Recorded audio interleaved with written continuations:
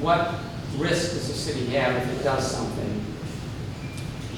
There is a statute that is called the ratification statute, which says that actions by the city council must be challenged in court within 3 years of adoption, or the actions are presumed valid.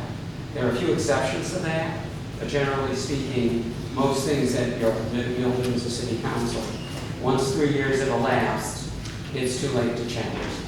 They're presumed valid, and you just move on. Let's say there are a few exceptions to that, which don't guarantee that. Competitive bidding. With certain exceptions, any expenditure of more than $50,000 from city funds is to be done by a competitive sealed bid process with notice of the city's request for competitive sealed bids being published along with the time and place at which bids will be opened. And that publication has to be done at least once a week for 2 consecutive weeks in a newspaper published in the city. Contracts can be awarded on the basis of determining not just the low bid, the lowest bid, but by the bidder, determining the bidder who provides goods or services at the best value to the city. This does not always mean the lowest cost, and the city should consider not only price, but reputation of the bidder, the quality of the bidder's goods or services, the bidder's past relationship with the city, references, among other factors. There are a number of exceptions where you don't need to go through a competitive bidding process.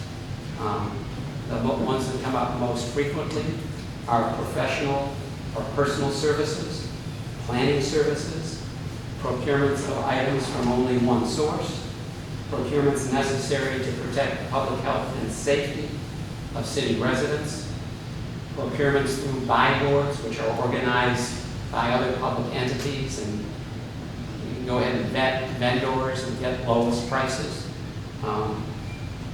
Procurements necessary due to unforeseen damage to public machinery, equipment, or other property. All of those are exceptions.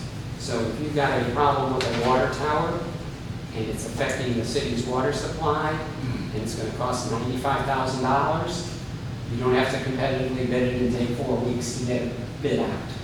That's probably a public emergency, and you can move forward on a much quicker basis.